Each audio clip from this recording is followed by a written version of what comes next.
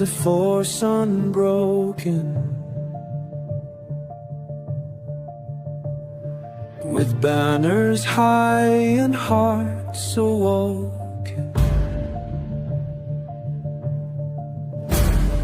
The sound of pipes, our war is calling.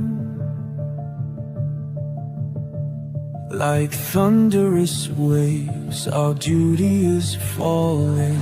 Stand tall, together we fight, with courage found in every breath.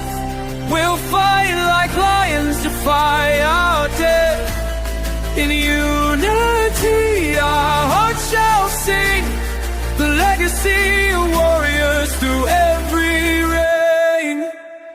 With battle cries we forge our fate.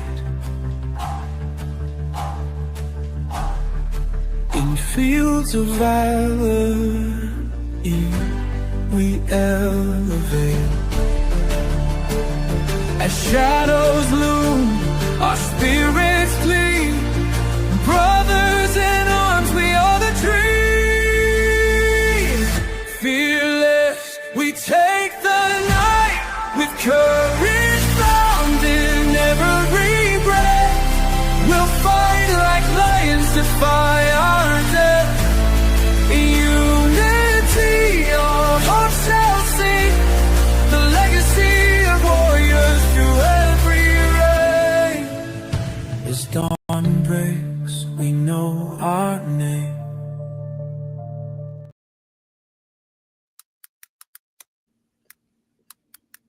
Good evening, everybody, and welcome everybody.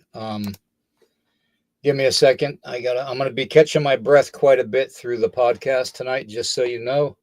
It is me. I'm live with Eric, and thank God Eric's here, because he has been basically a big plus to have. Let's put it that way.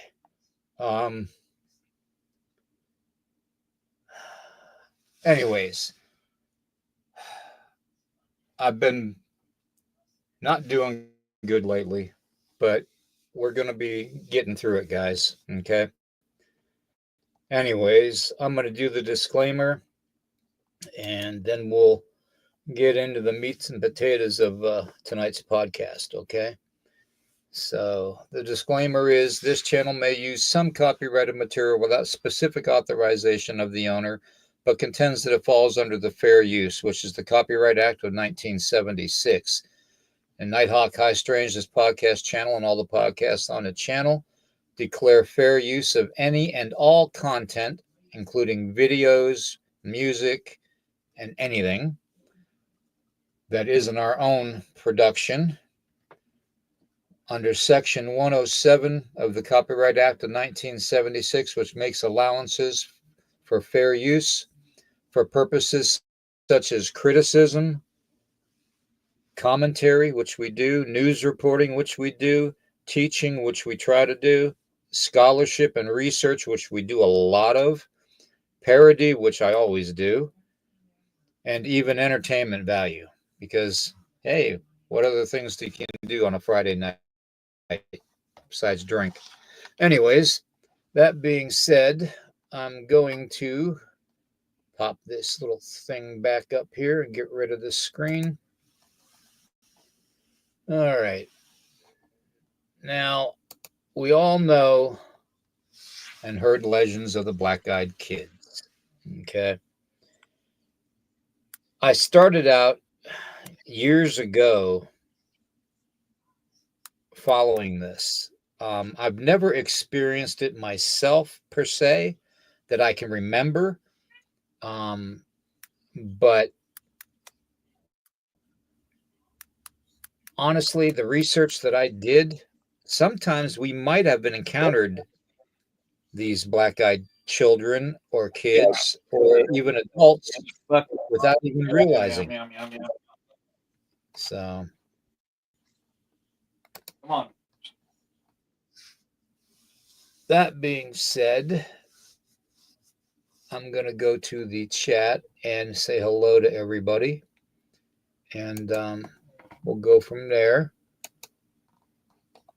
let's see here. Eric, I got your mic muted because you were walking over me a little bit.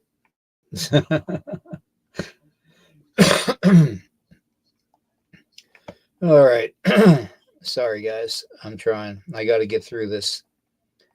Carl, good to see you. Corey, good to see you. Tanya, good to see you. Urso, good to see you. Let's see. Hey, something's messing with my mouse right now. I don't know what in the heck is going on.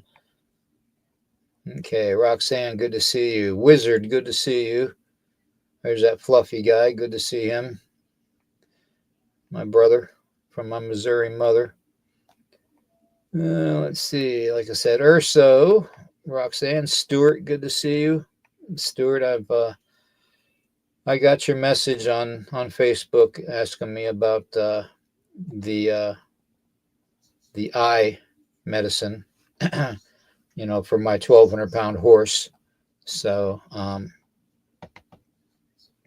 I haven't started it yet because I don't have the money to get the binder.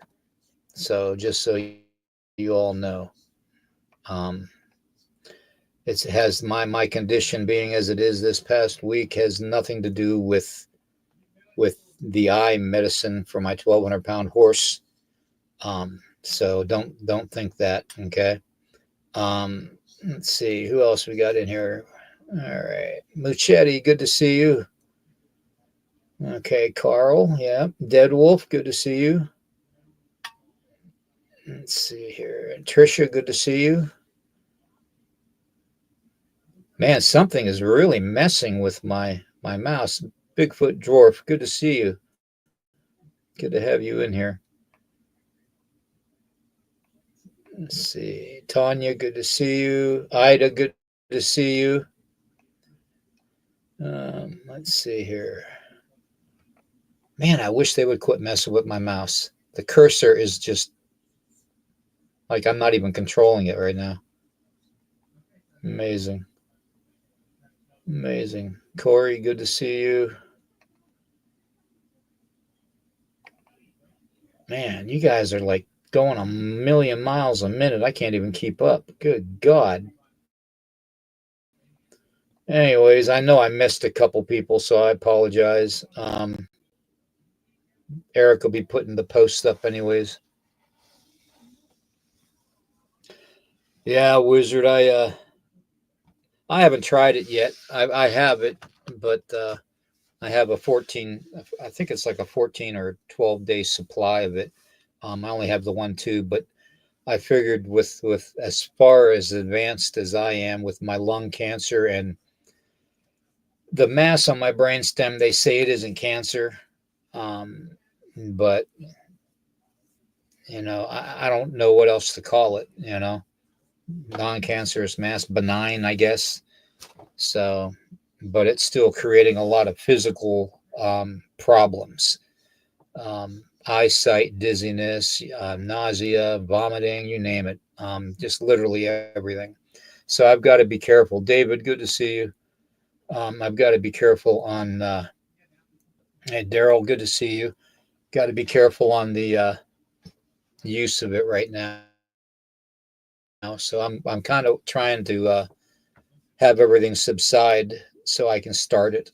But I've got to get past it. So that being said, tonight we are talking about the dreaded black-eyed kids. And Eric patiently waiting backstage and doing the chat for me means a lot because I'm having a hard time seeing guys. So black-eyed kids, that whole, and I call it an urban legend.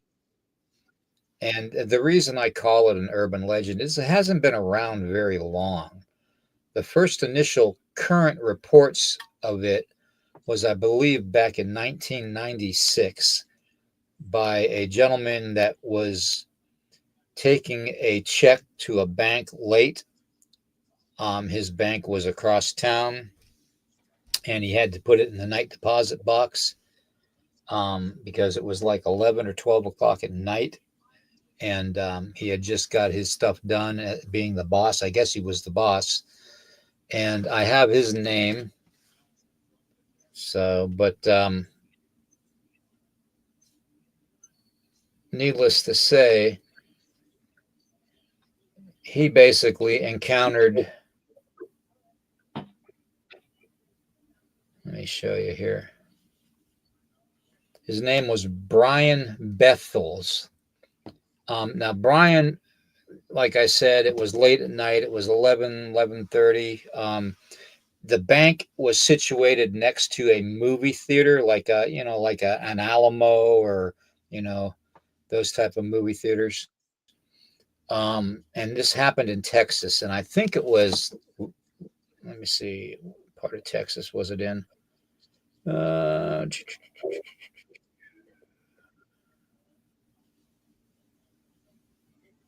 Let me see here. I got to find it here.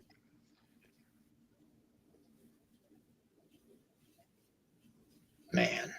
Okay, yeah, it was. He was a Texas journalist, Brian Bethel, in the 1990s. I believe it was 1996 that I found.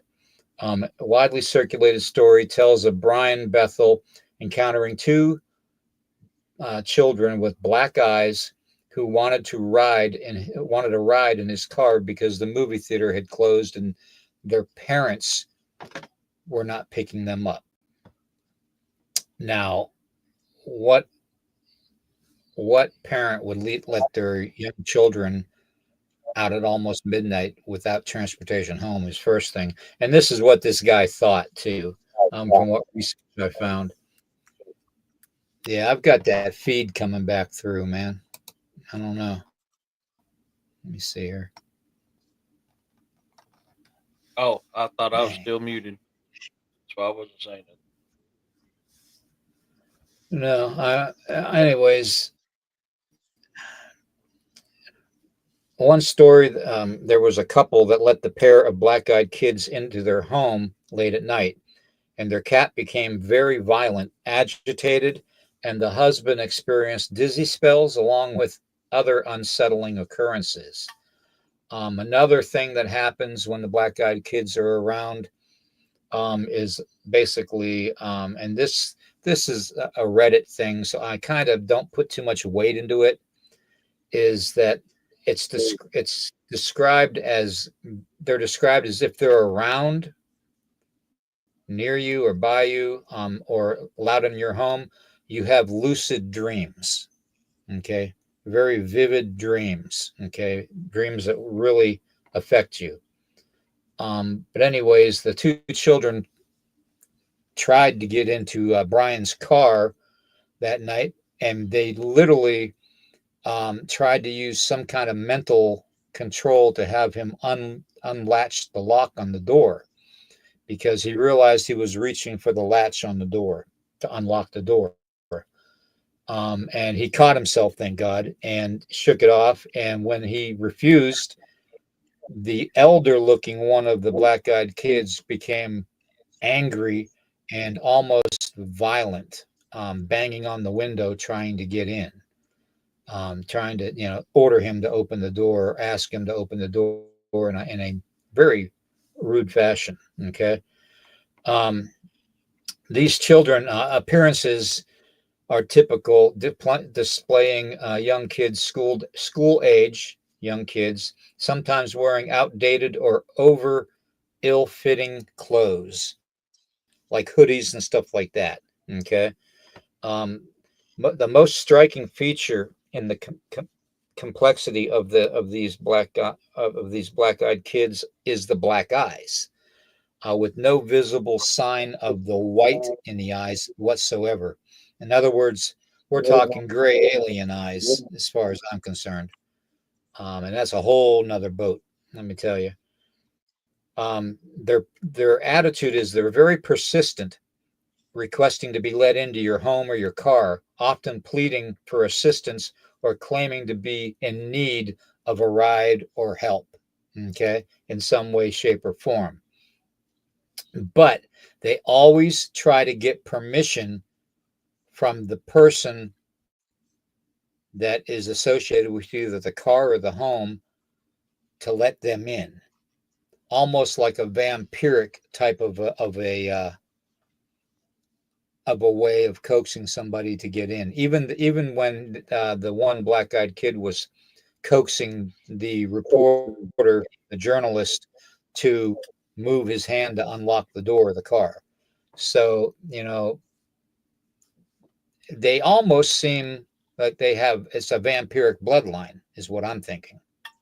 I don't know about you, Eric, but that's my theory on the black-eyed kids. It's a vampiric bloodline, which makes it a Luciferian bloodline, which, believe me, we will be getting into that in a very, very short, probably within the next week, because the research that I've been doing while I've been laid out is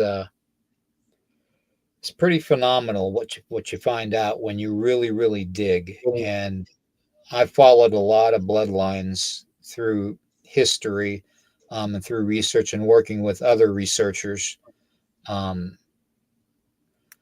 and at the end of the podcast, I'll play a short video about this up and coming bloodline one. But what do you think about the black-eyed kids, Eric? Well, I can see it being a vampiric style. Uh, I've always chalked them up to being demonic. Um, Anywhere from a full possession to a partial possession, demonic possession. That's what they've always struck Mhm. me as. Uh, but I can see the aspects of it being on the vampiric side. Either way, I don't think they're anything old by any means. I think it's either a misidentification or something new. Um, but I've always chalked them up to, dang it, every time I go to click, chat moves on me. Every time Yeah, see, that's I've that's the ever, same thing that's happened to me. Mhm. Yeah, my internet's slower than all get out right now. Part of it has to do with the storm, so I've got very low connectivity, which doesn't help. Uh, but yeah, to me, they seem, like I said, like a demonic possession. I don't know. Yeah, it's really something when you think about the depth of the descriptive ways, that people that have these encounters, um, are. Um, they say that they some of them describe the skin as being pale, or like Mm. lack of light. Others describe the skin as not being exposed at all because they wear the oversized clothes and the hoodies and stuff to cover them up, and the only thing they can really make out is their eyes. Um, it's amazing. But I did find that in the Japanese culture, and I don't know if there's any Japanese experts out there, but please correct me if I'm wrong. There is a certain supernatural deity that is said to inhabit abandoned properties and stuff, um, or where there was tragedy. Um, and that is the picture that I have. So let me see here. Yeah. Oh, that's that. Oh, that damn movie. Yeah, that's that kid from that one movie. I can't remember what it's called. I never watched it. Yeah, Oni.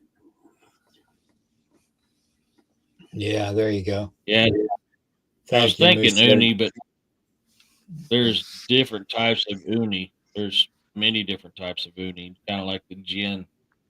I was trying to remember which one they called it though. Yeah, so I would classify them basically as coming off as almost like fey bloodline or a vampiric bloodline, as far as I'm concerned, because of the fact that they're having to ask permission to come in. That's the first thing.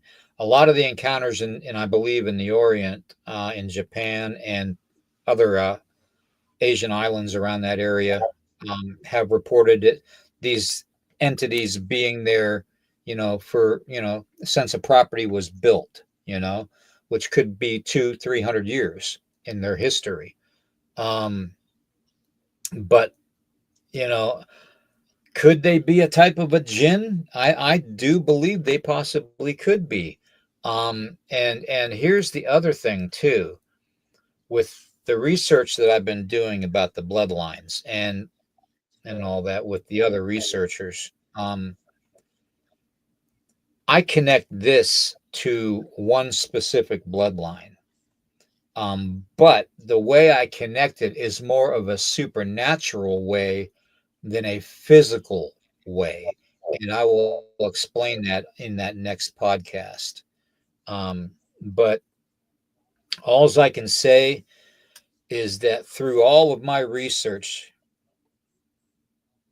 I have uncovered, with other researchers, some pretty amazing things. And I do believe that that's probably why I'm currently physically the way I am. I painted a big target on me, plain and simple. So I'm going to pop a couple things up on here that I cannot read, but I want the people in the chat to be able to read them. The first one I have is the description of everything for, everybody, for the Black Eyed Kids stories and stuff, from the research. And then, well, yeah, Muschetti, I do know that, but when you're dealing with the supernatural, even the demonic, here in America, you're dealing with powers that can turn to mist. Obviously, it's been reported as a black mist, a gray mist, even a red mist when you talk about the Luciferian natural part of it. So I mean, yes, I do believe that they do have that ability, but I think we have here, and I think Machete would actually probably agree with me on this, hopefully. But my thought process on it is, it's like the whole Bigfoot phenomena, guys. It's literally different names because of different geographical regions. So literally. Mm. Well, I mean, and I've made that suggestion many a times, and people said, "Oh, they're stuck to this because they come from here. They're supernatural. Supernatural don't have boundaries." I'm sorry. The supernatural ain't like mankind and say you can't cross this line. They're like, yeah, hold my beard and watch this. Oh, yeah. Exactly. Sorry, man. Yeah, Anyways, I need evidence that suggests differently, and I'm not one of those that believe that they're set on a boundary. Considering that they've seen the ghoul, which is a type of jinn in France during World War II in no man's land. That there's enough to tell you that they don't have boundaries. yeah, Joanne, good to That see is you. type. My aunt's husband's funeral, mom. I was just trying to read her thing there. Hold on. Oh, there you go. All right. My aunt said, he saw a dark gray ball turn into a mist over him. It was late after the service. We were sitting and thinking of you. Yes, yeah, and and it's not unusual to, when you're dealing with a jinn or a some type of a I don't really want to say demonic, but you have to classify them as that. You really do. There's really no other description for them as a demonic entity, whether you're dealing with a vampiric aspect of it, or even a like we've identified several different types of reptilians as being almost supernatural in nature and all that, and linking them with the tales and descriptions of demons. So whether you call them Naga, black-eyed kids, jinn, whatever you want to call them, I do believe that these encounters are basically the same bloodline. Okay. And I know I keep going back to that, but that'll all be explained in a future, probably next week sometime. I'm also working on poster board, doing my pin graphing and stuff to explain it while we do the podcast. I'm a little bit better. And the reason I'm doing that is because I can remember one thing, one day, and it'll stick with me all day long. And then the next day, somebody tell me something, and 2 seconds later, I'll be like forgetting it. So that's just, and I don't know if that's because I got some timers, or it's just old age, but hey, it is what it is.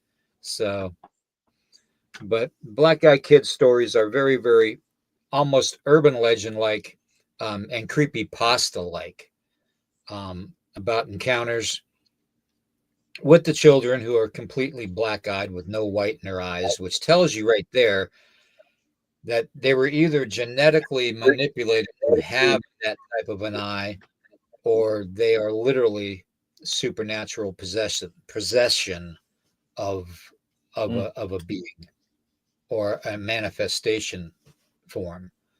So I don't know. What do you tell me what you think, Eric, as far as that goes, because it's a fascinating thing. And like I said, I've been linking a lot of this stuff together. Like we linked the vampire bloodline and all that with the royal family and everything, and the reptilian and all that with the red-haired giants. So, it goes on and on and on. It's amazing what you find out when you research. Yeah. Well, I was reading some of the comments there. It's I think it was, I don't remember who it was. I think it was Urso said, "Well, I've experienced possession with their eyes are white." Well, there's demonic possessions have many different colors. I mean, we've typed them they come in red, they come in black, they come in white, they come in gray, they come in smoke, they come in many, many, many different colors. Really, it's my opinion. It's probably the power that they have, or how much of a possession they have over the entity probably has a lot to do with it, or if it's just them manifesting. Which the red eyes, or it could be literally negative energy and positive, energy, good and evil, literally the difference between white and black. So it could be, but white can be just as evil as black can, as far as that goes. Yeah, and as far as the red-eyed ones, I'm more along the line of those are a manifestation and more so than a possession. Exactly. That's just what my research has shown me, my experiences have shown me. I would say the red eyes is more of a manifestation, but the white, the black, the gray, the smoke, I'm pretty convinced that is a level of possession or the strength of the demon that's doing it. That could also be what it is. And these black-eyed kids, man, I've never really put a whole lot of stock into it. I really haven't. I haven't seen enough to make me go, hey, yeah. It's one of those things. There's been a few sightings. They're all pretty recent, which really, really is surreal. Is your chat or is your Oh, never mind. I read it wrong because I seen you hit me twice. I was like, I wonder if your chat's like jacking up on you because it was doing that to who was that was doing that to you at one time? It may have been Savage. I think it was Savage. They kept repeating this text all the time. Um, but it's I don't know. I mean, the energy about it, the types of encounters it's told, the everything involved with it is very demonic. Which I mean, vampires are demons, so I mean, they very well could be a vampire. I just absolutely true. Because you can trace the oldest vampire legend is Lilith, which is even talked about in ancient Sumerian. She's known as one of probably the first vampire. In fact, in a lot of religions, it's they call her the first vampire. She's a succubus. You know, which Holly Scrooge has got us all believe that vampires are bloodsuckers, and not all vampires are bloodsuckers. Hey, Griff. Yeah, Uh, there's actually several different types of vampires as far as that goes, and I think we went over it in our one podcast um a while back with the different ones, especially the energy ones. Um, but yeah, it's amazing too because I can literally the podcast that I'm putting together about the bloodlines and stuff. It's literally it's going to blow some minds and probably going to make some people that believe certain things to think more outside the box at the scope of what is happening today and why when we get close to death and old age why certain things happen to the being or spirit that's in the body. Okay. And trust me, I can tell you firsthand that there's a lot of things that happen. Um,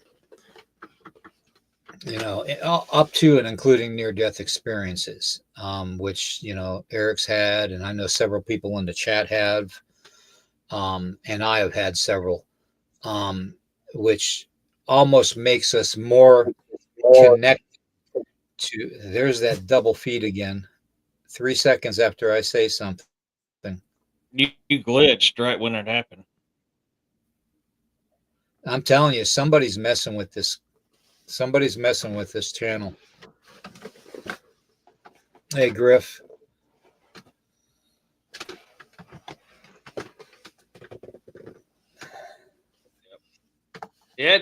I mean, uh, I don't know, man. Yeah. Hey, paranormal. Hey, Oz. I'm still kind of brain dead. You have to forgive me a little. Yeah. Oh, sorry. Just trying to get our win. So my second win. So Yeah. I want to show everybody too this book, and this thing is something that you can find. It's called "The Hidden Healing Secrets of the Scriptures," and there's a lot to be said about old text. Okay, the Missing Apocrypha, the Lost Book of Thomas, and John Apocrypha, that kind, and the Book of Jubilee, Enoch, Giants, the Book of Mary Magdalene, all the way up into the Sumerian tablets. I mean, Emerald tablets, the Copper Scrolls. I mean, you name it. I do believe. I do believe that certain ancient texts, books and stuff have hints in them, or hints to what we're supposed to be doing and what we're not supposed to be doing, um, which also leads into the whole bloodline war thing too, which I'm telling you guys, it's going to be an amazing podcast. I just don't know if I'll have the strength to do it in one part or two. So, but here's the book. It's called The Hidden Healing Secrets of the Scriptures. Okay. I don't know if that's correct, coming in the correct across the screen or not. It's probably reversed, but it's not a very big book, but it's got it answers a lot of questions. And it's got the scriptures right in it from the Bible to correlate, you know, what's going on. And I'll read the back of it. And I did this as part of my research to the bloodline too. Because it seems like through history, a certain bloodline removed us from the natural healing ways, and led us more to the pharmaceutical and the one religion way.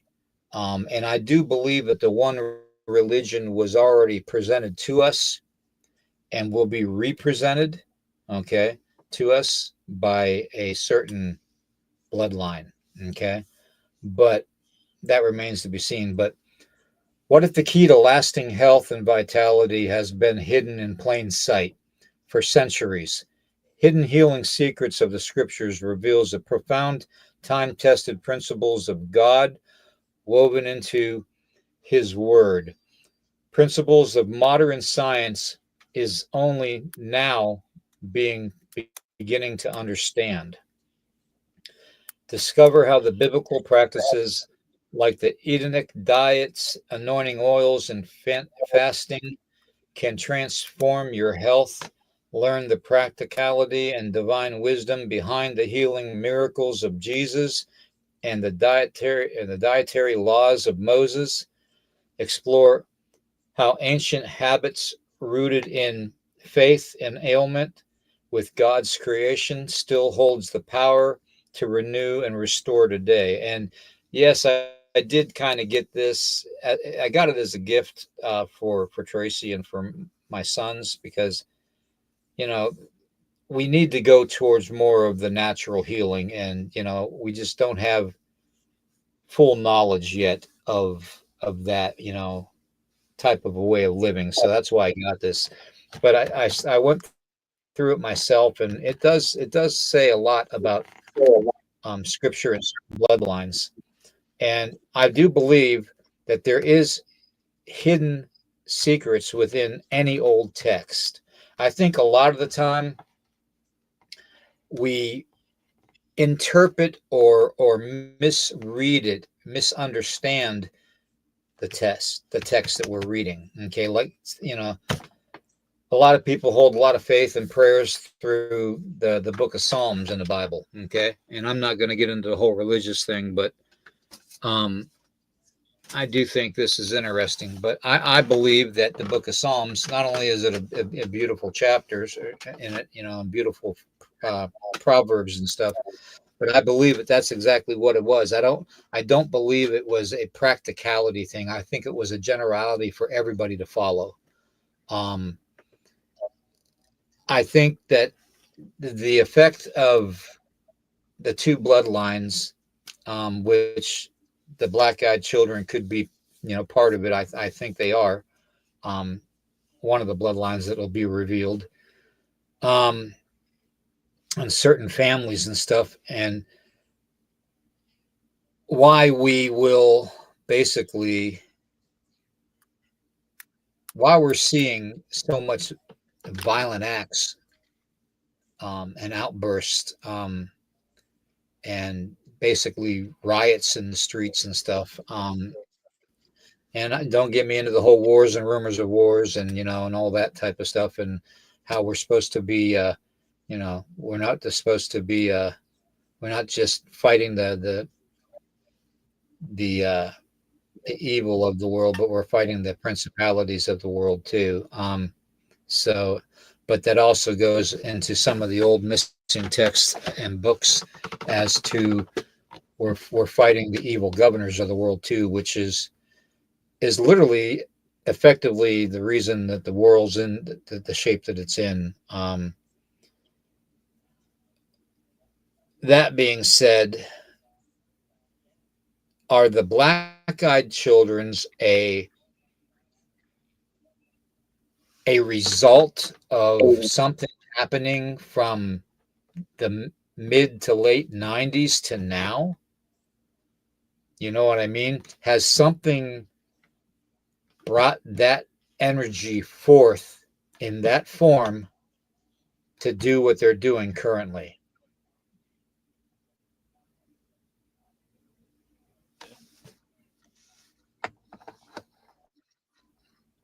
Yeah, I forgot to tell you, I got a new book in too that I forgot I ordered. That's how long it took for it to get here.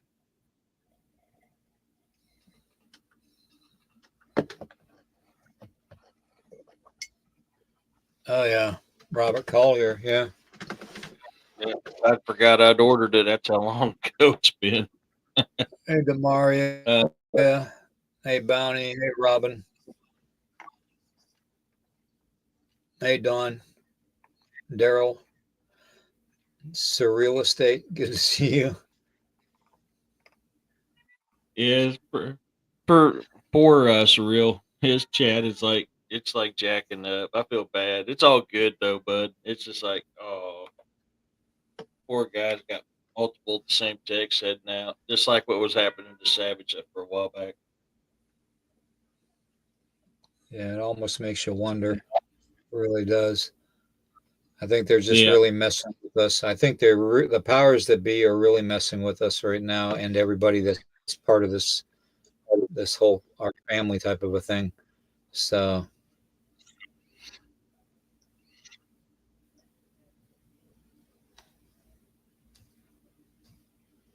sorry, I gotta check something here. that's all right. I was yelling at the cat. Won't be quiet. They wanting in here, but when they're in here meowing nonstop, so I tossed them out the door. Now they're at the door still meowing. I was like, no.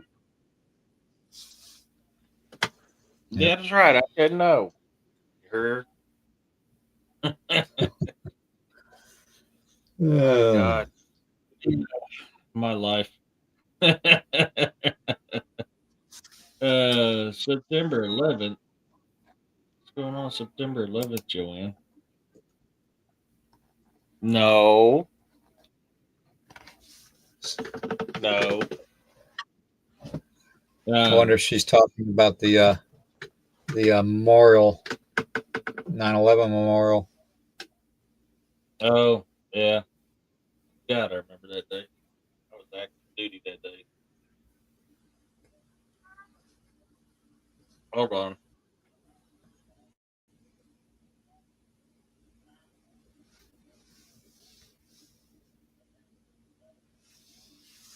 Anyways, the whole bloodline thing. I'm gonna take you guys through a real deep dive on that. Um, it's gonna be very very involved. I might have to break it down into two podcasts. But like I said, I've got to do these. I call well, they're called storyboards. And I've been working on it, here in the podcast room for the last several hours. Yeah, Corey, it is Friday the 13th, but that doesn't mean anything Yeah. to me. That number 13 I don't believe is a bad thing. So I really don't. Nah, it's But just the myth behind it happened. yeah. Let Uh, me see here. I got, but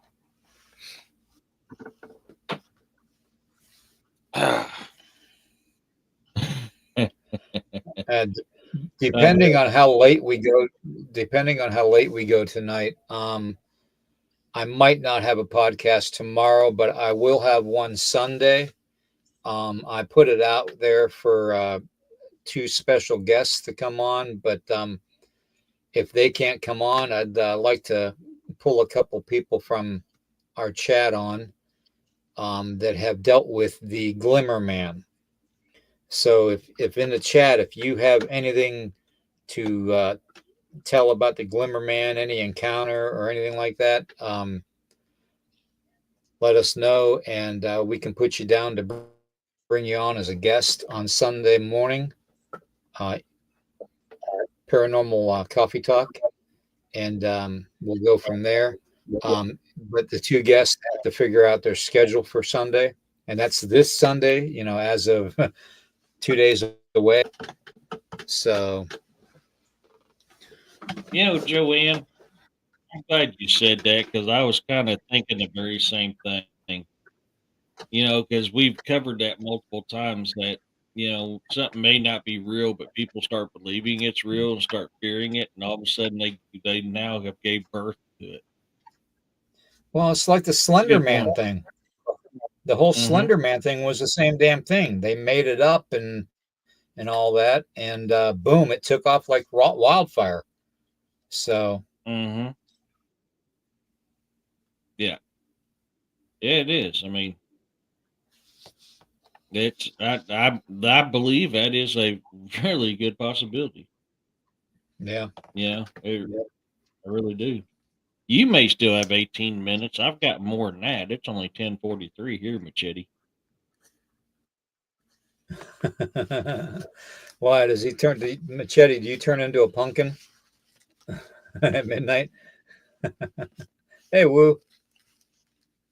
This heifer, good to see you. Yeah.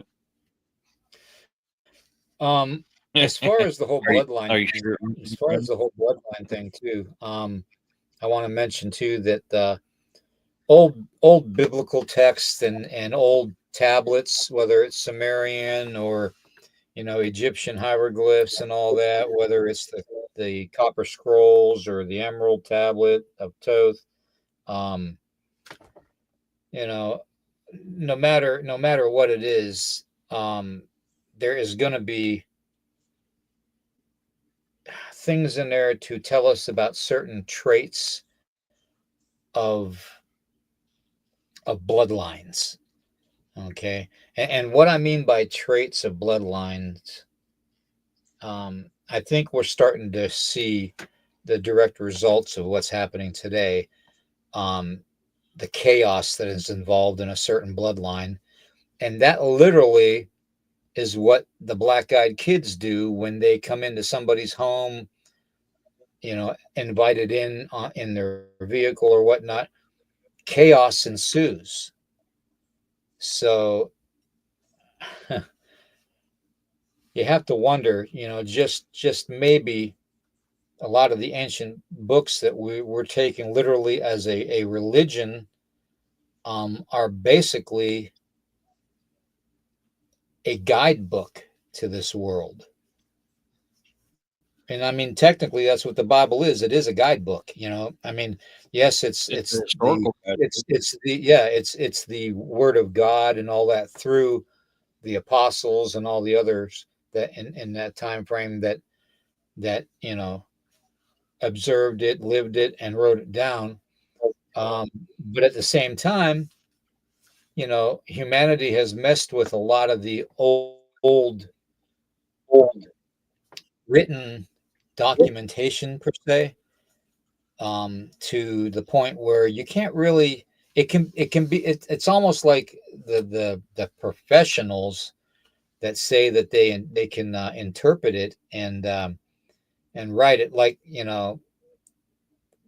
and I hate to say this, I know I'm going to probably piss off a couple people, but it's like when they write the Quran down and translate it into certain, whether it's from a certain language to English or whether it's to a certain language to German and all that, or Greek. They sometimes they don't have specific words for things. So they take in the language that it's being translated in, they try to find a word close enough to the resemblance of the word in the old ancient text. Okay. And a lot of times they miss the ball. They miss it completely. They misinterpret it as, like say a text says, something was white, okay, and a beautiful white, okay. Well, they could misinterpret it as in a beautiful light, like an illumination, okay.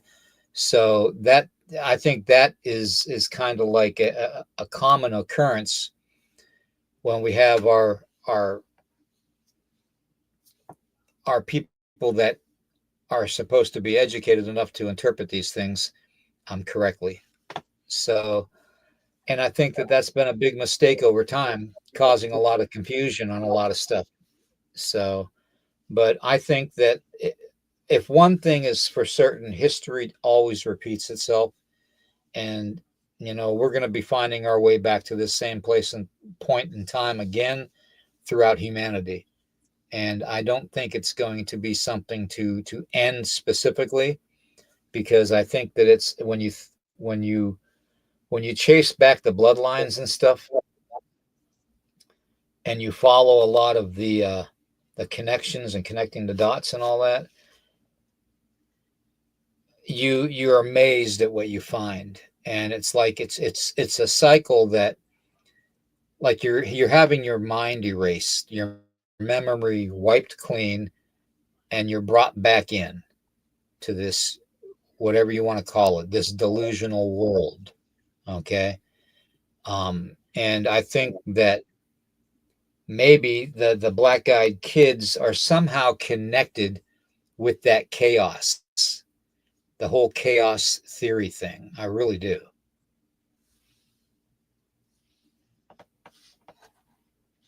Yeah. Well, and that's the thing is, you were talking about the Bible before I had to get up and try to shut them cats up again. The Bible is a three functioning book. It's a history book, it's a guidebook, and it's an educational book. But humans, being humans, they like to change things to their will, just like in any religion that fits their narrative, and that's what turns something good into bad. It's not necessarily the thing that's bad; it's how people turn it into bad. So that's stuff Exactly. we have to be very careful on. Yep. Extremely careful. I have nothing against the true Bible. I do against the Bible we study, the true Bible, which is actually technically the Torah. I have nothing against that. I'm a firm believer in it. In fact, I use it in my books. I use it in my research. I use it in a lot of stuff because that is what it's for. It's a history book, it's a guidebook, and it's an educational book. Hmm. All three in one. The Uh, Quran's the same. yeah. Now, Don, yes. To your question, Don, that answer is yes. There have been several reports of black-eyed children being allowed in, and one of them was, I believe, in Texas, also, um, around the Austin area of Texas, and I think it was in the Ozark. early 2000s. I think it was in the early 2000s. And hey, Jessica. And anyways, this elderly person let these people into their home, and these black-eyed kids into their home. They used the excuse of being wet and cold, and you know, when you're looking at a child, whether you're weirded out by the way they look or not. If you have a child at your front steps that's soaking wet from rain and all that, and they say they're cold and hungry, anybody that's sympathetic or has sympathy for humanity is going to take them in.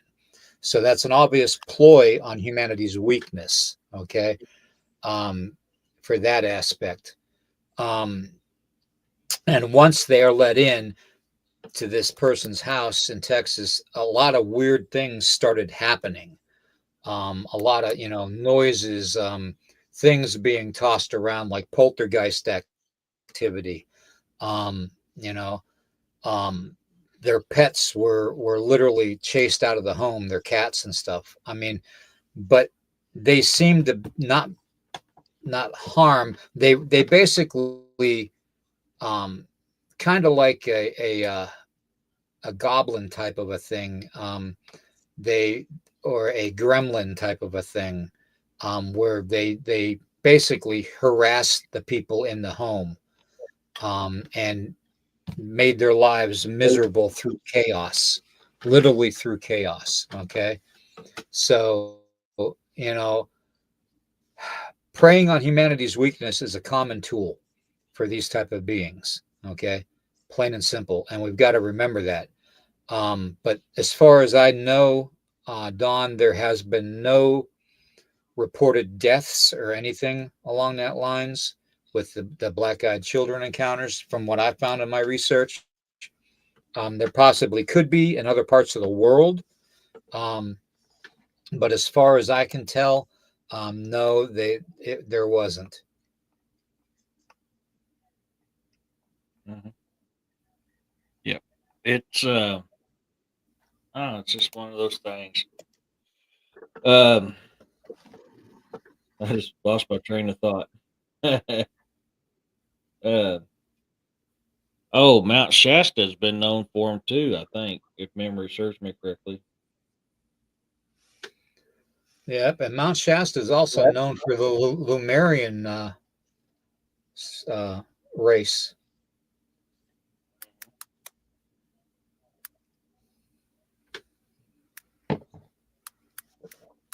which a lot of people believe that it's a Fey bloodline. Yeah, I can see that because we know there's a lot of Fae that are tricksters, just like Hmm. a lot of supernatural entities. I mean, Jin's another one. Fae can harm you. Fae can play tricks on you, and Fae can be um, helpful for you. And so, I mean, that's definitely an aspect to look on that. Yeah, it's because at them time they agree. It's because the Romans had taken over. Yeah. Hmm. Yep. Um,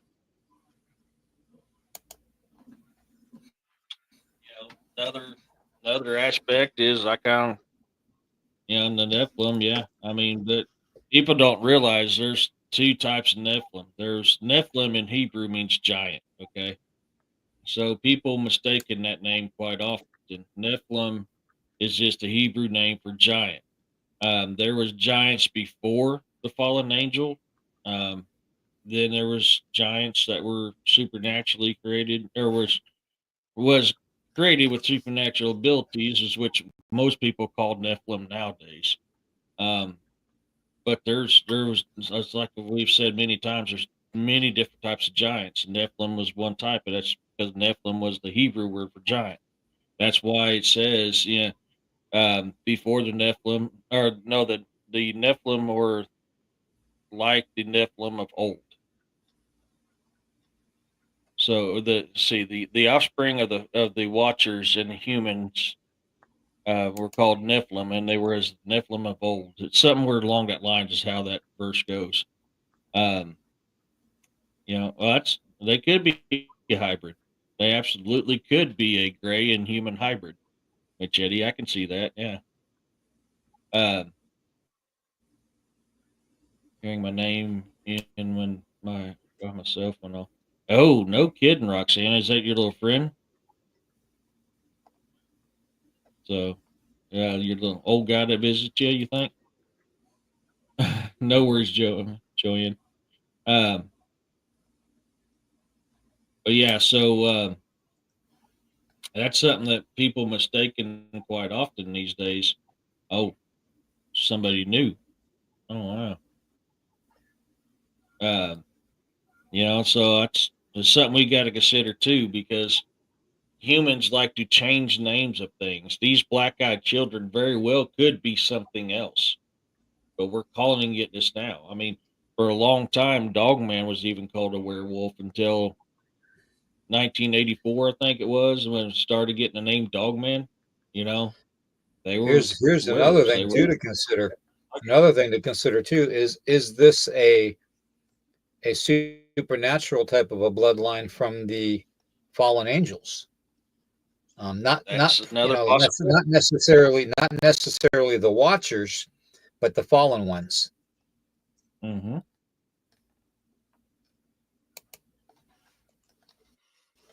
I think the first report, if memory serves me correctly, I mean, I haven't studied a whole lot on them because I've never put any stock into them. I believe the first report was they appeared in the back seat of somebody's car, didn't they, William? Um, I don't. There goes that 3 second delay. I'm hearing my voice again. Um, I don't believe it was in a car. I think. Not sure. Not sure if the first time. I thought it was. I thought it was the first. The first encounter was.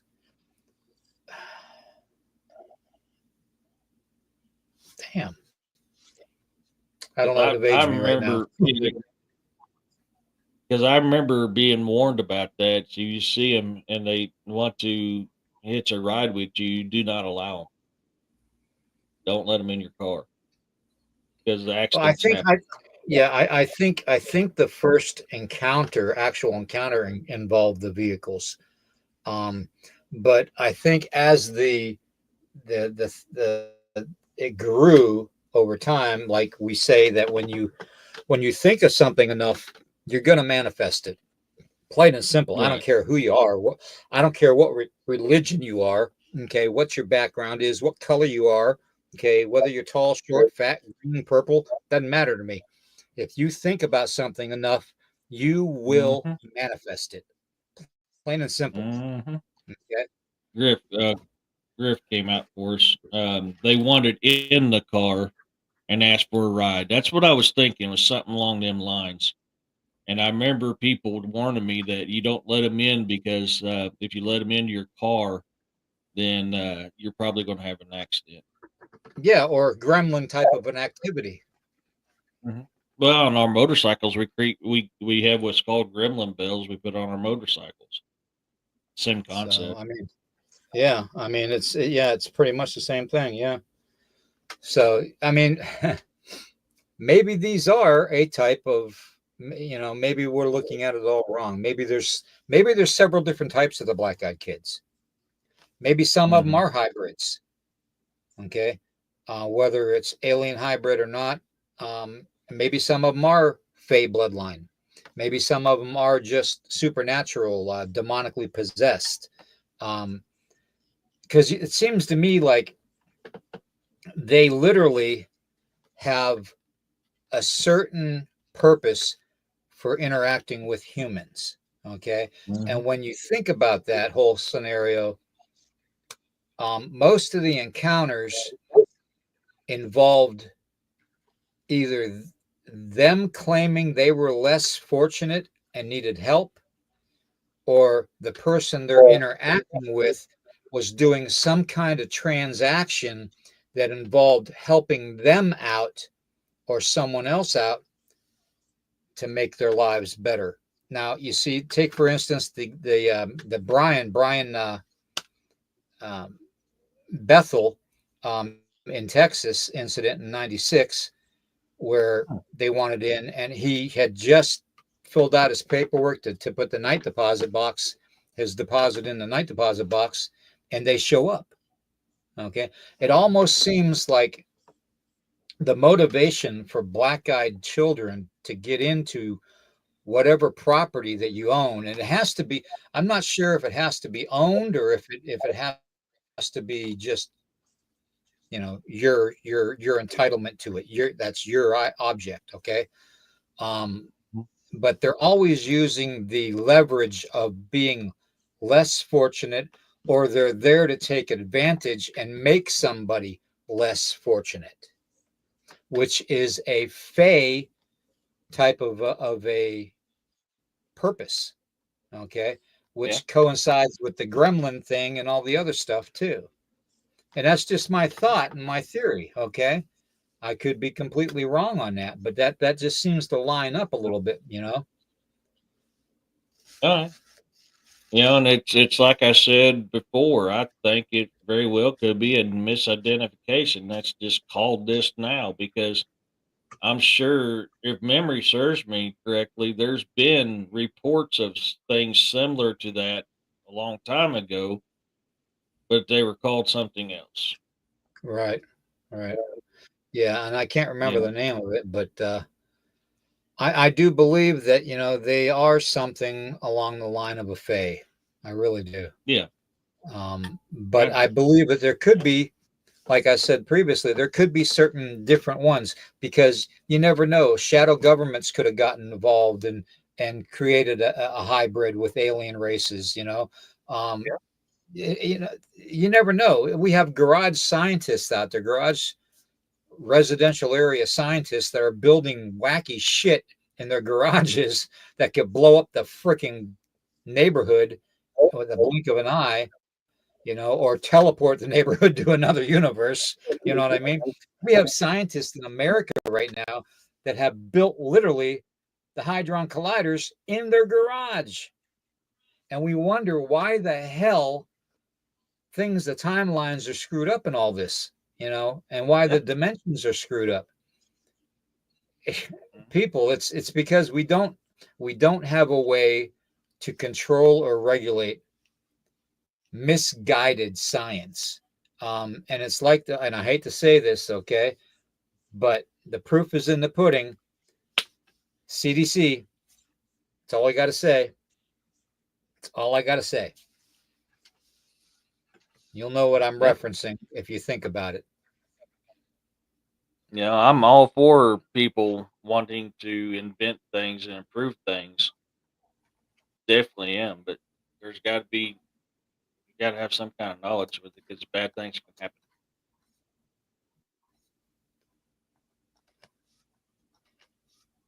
So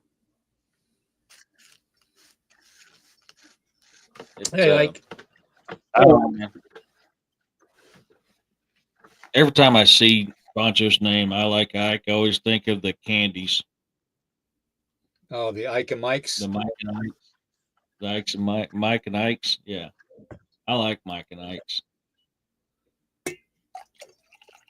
Sorry, but this Take it podcast easy. has about 20 minutes to go.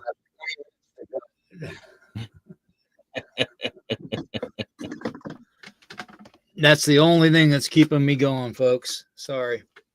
That is literally the only thing right now that's keeping me going is coffee.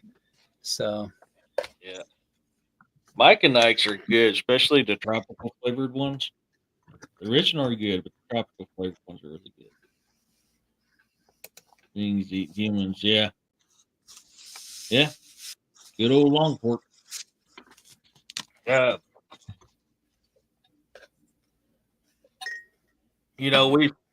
we've talked about this several times. There is so many things out there that we just don't understand, and then you get them clickbaiters that come on, or uneducated people that come on, and I seen this, and this is what I'm calling it, and all of a sudden that starts getting view after view after view, and next thing you know, something gets turned into what it is known now, when that's not truly what it is.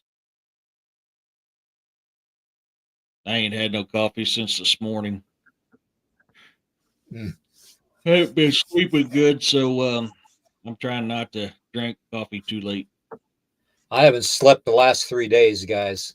I have been going over, well, tonight will be the fourth night probably that I won't sleep. And Uh, I don't know. And it's not like I'm getting a whole hell of a lot of rest during the day either. So something is definitely it- off. Um, Mhm. oh, I think with my abilities and stuff and dealing with as much as I did growing up till now, over 60 years of it, um, I think my connection to the powers, okay, um, the supernatural, the paranormal, the cryptid and stuff activity, and the fact that I had my NDEs, um, and my current condition. it's turned it up. It's turned it up from like a 6.5 to maybe a plus 20 in on the volume for what's going on, the activity and stuff. Um, and I do believe that there is a reason for it. And that's why I've actually, Julia, I've actually, Jason, good to see you. I've actually done the research in depth that I have and kept it secret for a while because I've been working with, a couple other researchers, very well known researchers. And it's amazing. I mean, that's why I always tell everybody that we need to question everything. Okay? You need to, you need to, um, whether you believe it or not. I think that's why we were given free will. And I think that when you look back at some of the ancient scripts again, from around the world, I won't even say which ones, but do your research. I'm telling you, you're going to see it. You will see it. I'm sure Machete can tell you. It's there. The information is there. So, hey, Juno. Hey, Juno.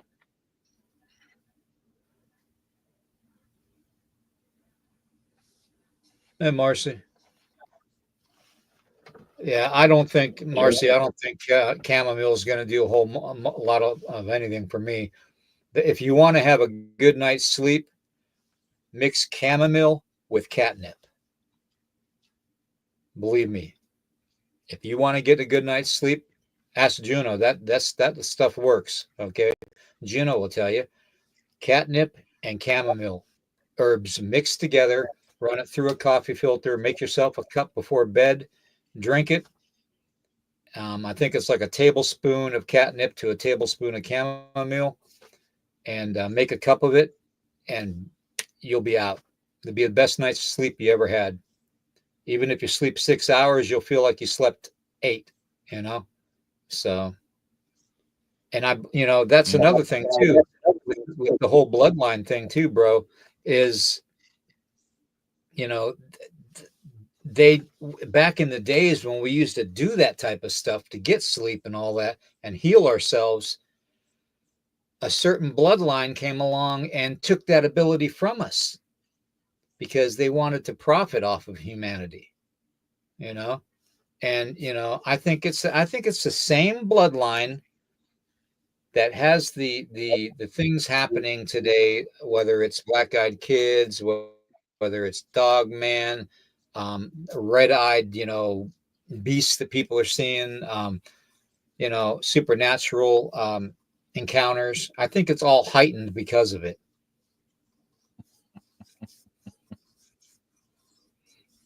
Yeah. Yeah, I don't want to get into the names, Machete, because it's amazing what you'll find out, and I'm sure you have done your research on it. So we'll see about maybe even getting you to come on and talk a little bit too when I do that one, because I'm still working on it. I got one poster board front and back already done with the information that I've found. I'm trying to link things to, there's 2 bloodlines. Okay. And our universe, it's yin and yang. Okay. We have the good and the evil, the yin and the yang, the black and the white, you know what I mean? That kind of a scenario. You can't have one without the other. Okay. Plain and simple. Okay. And I think that that's the way this world is meant to run. And it's been hijacked. Okay. Do you know that our native people, the indigenous cultures right here, my own bloodline, when we call God the creator, that is a biblical reference, because in the beginning, it was the universe and this world wasn't created by a man. It was created by a source. Okay. And that source is called the creator. And every native culture around the world uses that terminology. Think about it. Okay. And I do believe that somewhere along the line that a certain bloodline hijacked this world. Okay. And turned it into a world that is all about greed, corruption, all that. And that's why we're in the fix we are today, because we let this certain bloodline continue over the thousands of years to continue their way of misusing humanity, okay, for profitability. And when you think about the whole Anunnaki thing with making humanity to mine gold, you can't help but think, there's a correlation there somewhere, you know? So I don't know, guys. I think that podcast that I'm going to be doing coming up is going to be a good one. It's going to be one you not want to miss. It's going to, and I do believe in this. I'm going to post this here. I believe full-heartedly that outcasts who see too much, um, I think that there is a certain part of our bloodlines that we have the ability to interpret things and see things more clearly than others. I think there is a definite genetic difference between the bloodlines, um, the good, the evil. And I don't want to say one's more evil than the other, because on one hand of the bloodline, you have a ruling faction that thinks that you need to do things that way and that way solely, and do as you're told, not, have free will and all that, and do don't listen to music, don't make music, don't eat certain foods, and then you have another fraction of a bloodline that wants us to do things, okay, and to learn things, but yet the more we do things and learn things, it takes us away from the true creator of this world. So it's a double-edged sword. It really is. And I think when we look at a lot of the paranormal activity and the supernatural activity and the cryptid activity, even the black-eyed kids that we talked about tonight, when you look at those encounters and the frequency of them, you could almost correlate to a certain percentage of the time that it is supernatural in nature. And it is almost like a type of a magic, like a certain part of humanity that isn't part of the bloodlines, that has been engineered to be humanity for the bloodlines, has been put under a spell, per se. Okay. And I think that that's just what's going on. I really do. Yep. Anyways, Jason, to address your earlier comments, man, you can't give up. You just got to keep going. Look at the brighter side of things, the more positive side of things. Look at the good that you're doing. You're not the only one that's got dealing with some issues, and the only one dealing with learning disabilities and stuff like that, man. You're not the only one. So keep that in mind as well. You got to keep pumping and keep going. Hey, bad pup. Yeah, definitely, Jason. You can't, and that's the thing. They're going to use certain things to make you react certain ways. Okay. And it's like I always tell everybody, don't be fearful, because the negative energy is going to feed off of that fear, and it's going to take that fear and use it against you.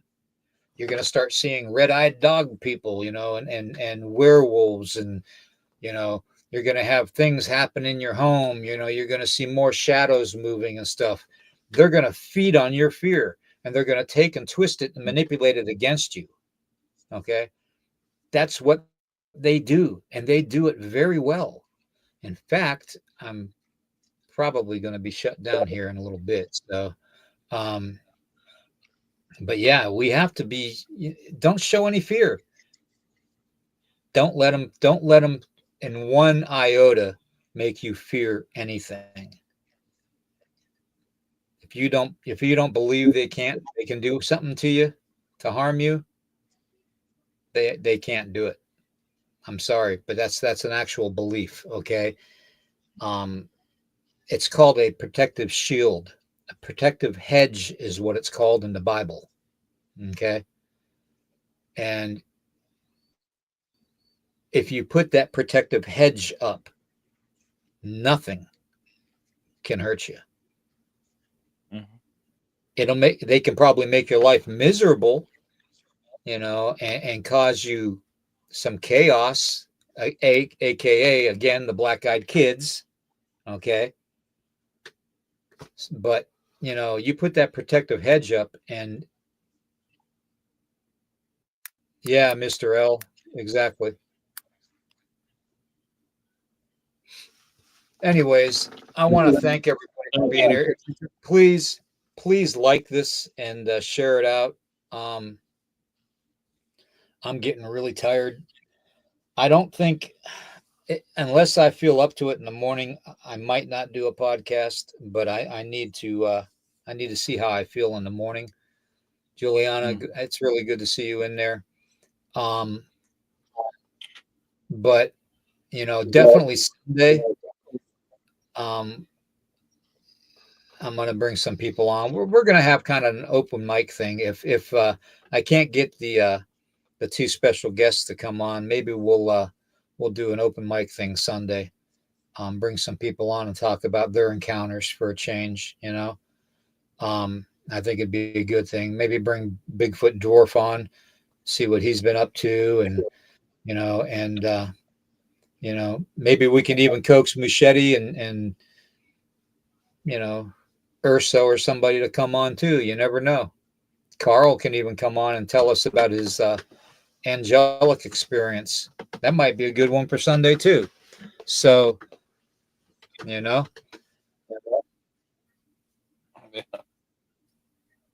Just remember with these, you know, things that's got us down. Hey, Larry, with the mental issues, learning disabilities, and stuff like that, don't let it become a weakness. When it yeah. becomes a weakness, that's when you lose. Turn it to your strength. I'm Hey, dyslexic. I have a very hard time spelling and writing, and I write books. yeah. I want to let Jason know too. Jason, if you can send me your mailing address on Messenger, okay? And even though I don't get on Facebook and all that, I still have to monitor it because I switched it over to the YouTube channels. So I'm not putting out, personal stuff or, joking around with people and getting in trouble and all that. Um, so it's still the channels page. I did eliminate the chat group. And I turned it basically, I left it and turned it over to Eric. I don't know if Eric, if you're still doing it or not. Um, I'm trying to. I've been really busy this week. and it pretty much runs itself. It's a place to where everybody can go and talk. But I had, with the stuff I was going on with physically, I couldn't deal with all that crap going on. The the attacks were getting intense. So I figured the best thing to do is just to wash my hands of it and step back. And, let a lot of things, and I'm saying this specifically to Jason, a lot of things that people take for granted in this life is things that it's normal in their lives to have all the time. But when you kick in disabilities, like take for me, I can't even hardly walk half the time anymore, guys. The whole world's spinning, and there's no drug, prescription medication that you can take to stop it. Okay. It's literally vertigo 24/7. And that creates nausea, that creates the vomiting and so forth. And it's like a snowball effect. Okay. And that's just one of the things I've been going through this week, really bad. But it's the same with dyslexia, the same with Tourette's. It's the same thing. If people don't go through it, they don't understand. Okay. And they don't understand that it is something that's, it's pretty hard. ADHD is another one. Yes, Joanne, you're right. People just don't understand. Bipolar is another one. Bipolar is a big problem. Epilepsy, that kind of stuff, hey, bad pup. There is, let's just say that there's a certain fraction or percentage of humanity that has never had to face those things. So they don't know how to deal with people that have those things, if that makes sense. Okay. Here in the last few years, with my cancer battle and stuff and going on and on. Thank you, Larry. It's been a battle, but first off, nobody knows your spirit, your emotions and your feelings and your physical health more than you do. Okay. Nobody, not even the doctors. The only one that knows you is you and the Creator. That's it. Nobody, I mean, even the supernatural, the demonic, take pot shots to see what makes you tick. Okay? They don't know. They don't know with 100%, without a doubt, that if they do something to you, you're going to react a certain way, or they're going to get a certain reaction out of you. You see what I'm saying? Mm-hmm. So, hang in there, Jason, because they want us to fail. They do. They're not here to sugarcoat nothing for us. This world was not designed to be a walk in the park. Okay. So my best advice to everybody is to stand strong. Don't be afraid of a damn thing. Nothing.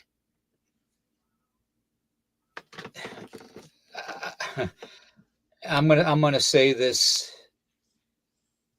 I'm gonna make this as clear as I can. When we deal with this world wants to eat you up and spit you out. That's the way it was designed.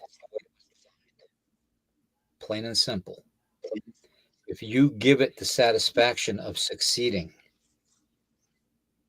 and we all know what I mean by that, a lot of our brothers and sisters in the military, unfortunately, have succumbed to that. Whether it's through drugs and alcohol or pew-pews, they will twist it and use it to their advantage. Okay? So don't fall for it. Don't fall for it at all. Because you don't die. And that's the one thing I've come to realize. And I'm probably going to get pretty deep in this for the next 5 minutes. So if you don't want to hear it, then don't. But when you deal with facing death every day, whether you're going to wake up the next morning like I have,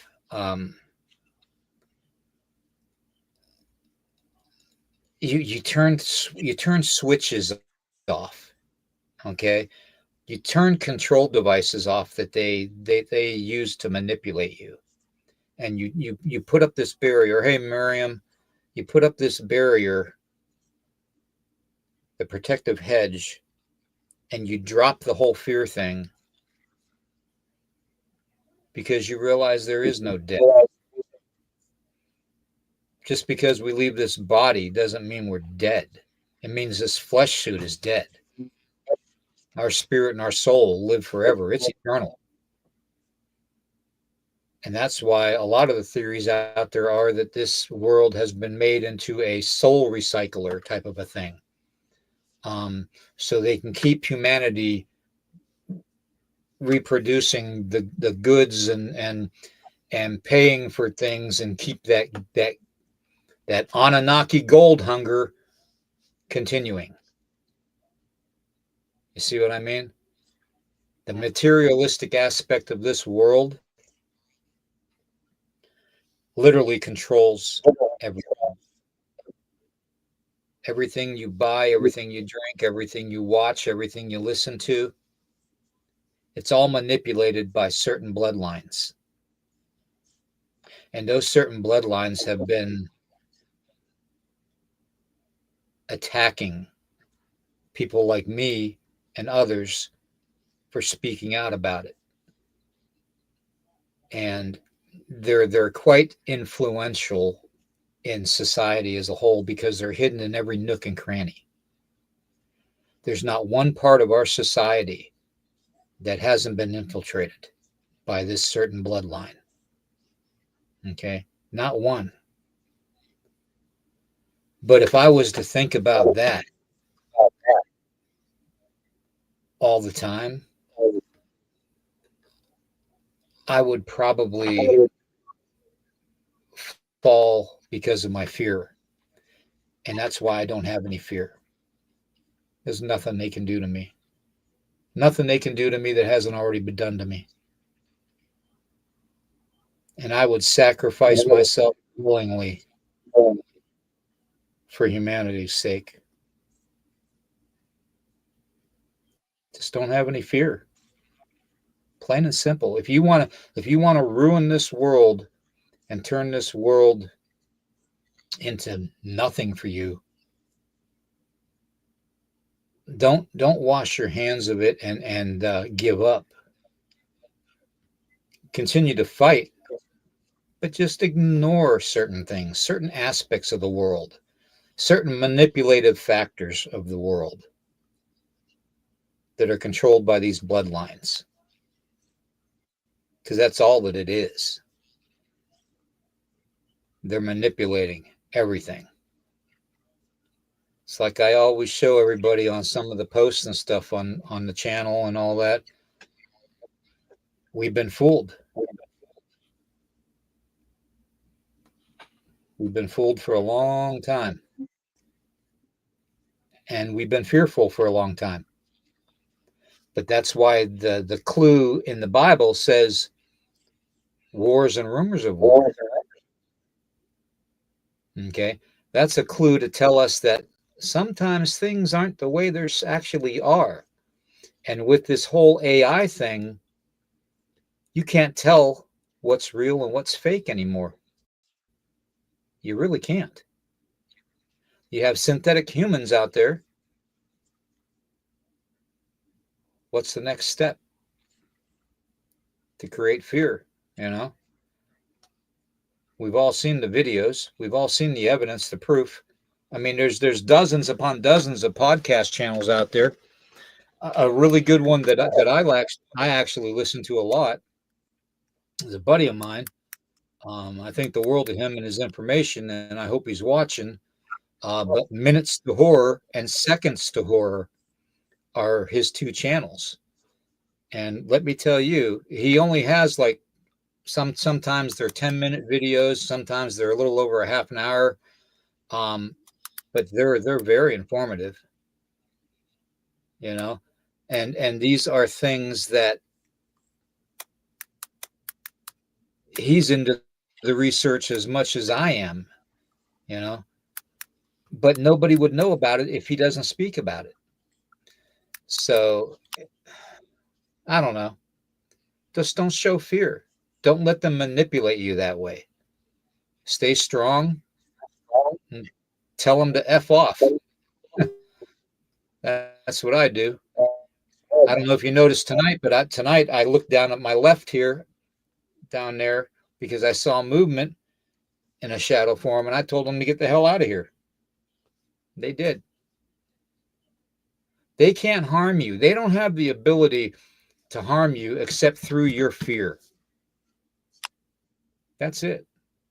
Why do you think the black-eyed kids got to ask for permission to come in? Why do you think vampires got to ask permission to come in? It's the same thing. Yep.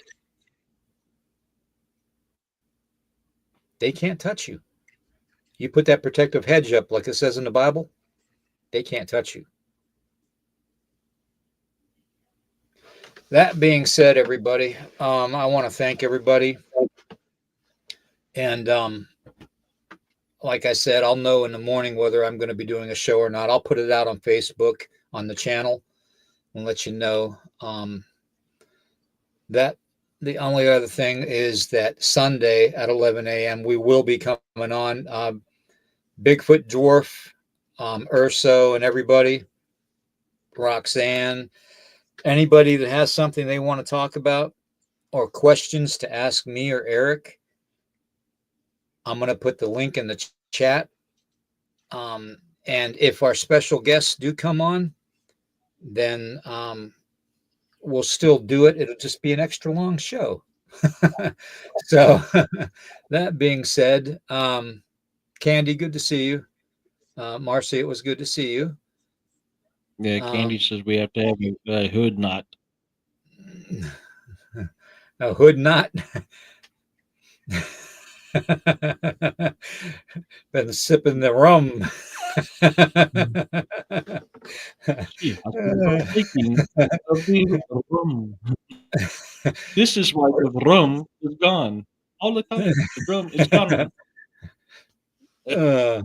Anyways, I'll let everybody know in the morning about tomorrow's podcast, but definitely Sunday we'll have it, and I'll put the links in the chat for everybody to join us.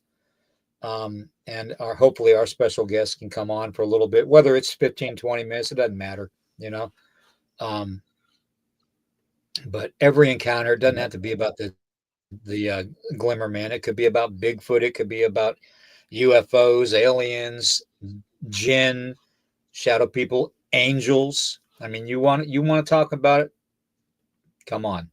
You don't have to show your face. We need to hear your voice, but you could just turn the camera off like I do and hide and let them see that scary little icon there that lights up every time you speak. And that's it. So everybody have a great night. Eric, why don't you let them know what you got going on and about your books and stuff, and look out for that podcast, though, that live about the bloodlines. That's all I got to say, because it's going to be a good one. So tomorrow we're going to have campfire chats with Eric and guests. That's a safe place for people to come on and share their encounters. Looks like I'll be doing a Sunday show. I had I think it was Monday. I went on a members only live, talking with the paid members to the YouTube channel about the show, the future, and some ideas, which we've gotten some good ones. So Sunday I'll be doing one on Emily Isabella Burt, the Georgia werewolf, and I'll be putting stuff out soon about a book club show. We're looking at the second Thursdays of the month around 8 o'clock, and a writer's workshop on the fourth Thursdays of the month. That was some ideas. Oh, it's on the Bizarre and the Unknown, Miriam. I'll have to use Williams because every time I try to do it, it don't work. So give me 1 second. I'll type it in there for you.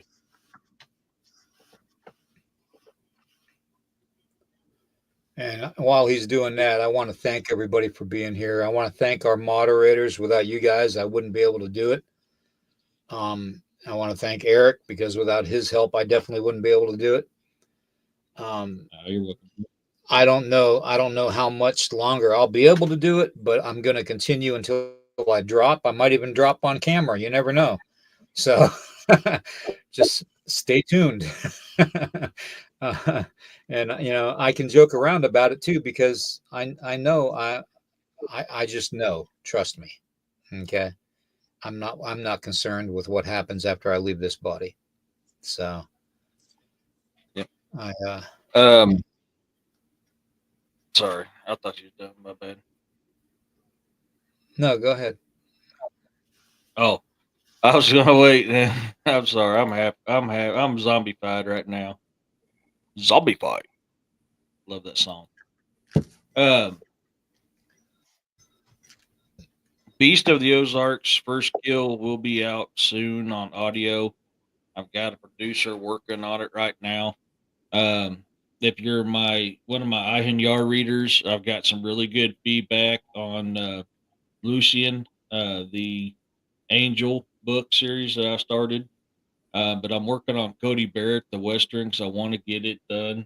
And so I've not had time to work this week. I've been on a different job all week, so I've not had time. That's why I've not been on social media very much. That's why I've not been on anything very much because I was doing a totally different job this week.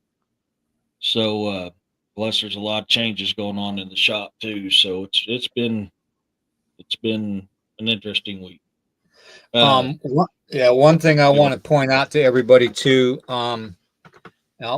I'll let you continue here in a second, Eric. I hate to interrupt you, but I got to do it while I'm thinking about it. Tomorrow being the 14th, please. I saw Miriam's traveling to Oregon on Sunday, and she was worried about the protest and all that. Just please be careful, okay? The world's in a crazy place right now, and there's a certain small percentage. It's not a major percentage. It's a small percentage of the population that basically are instigators, okay, that are going to cause havoc, okay, and it's because of a certain bloodline. And that's why, like I said, yeah, exactly. So, but just everybody be careful tomorrow, okay? Eric, go ahead, continue, man. Sorry. Yeah, that's why my boys went in. God bless the Marine Corps. God, those lucky bastards getting to have fun, and I'm stuck here in the chair. Yeah, they sent my Marine brothers in. Man, I miss them days. But yeah, so I'm working on Cody Barrett, the start of a legend, which is the Western I've been working on. I'm trying to get it finished, but I've gotten pretty good reviews from Lucian. The first book's called Angels and Demons. So if you're a Ihan Yar reader on my Patreon, you get full access to my books before they're published, before final edit. And you guys' feedbacks is helps out a lot. So that is available up there. And outside of that, man, I gotta get to work getting these other shows set up and try to get people involved. So that's about what I got going in a nutshell. Sounds good. And like I said, I'll let everybody know in the morning about the if we have a show tomorrow morning, but we're definitely going to have one Sunday morning. That's actually confirmed, 11 a.m. Okay, so Eastern time. So look for it, and hopefully I'll see you guys tomorrow if I can get some sleep. If not, I'm going to be on day 4 without sleep. I don't know what happens after that, but we'll see. Anyways, as my buddy says, stay frosty and stay strapped, and question everything. Question everything, guys. Take care. Peace, love, and blessings, everyone. In the dead of night, I hear them whisper. Shadows dance on walls, growing crisper. Echoes of the past, they start to rise. Monsters lurking deep beneath the skies. Fear grips my heart.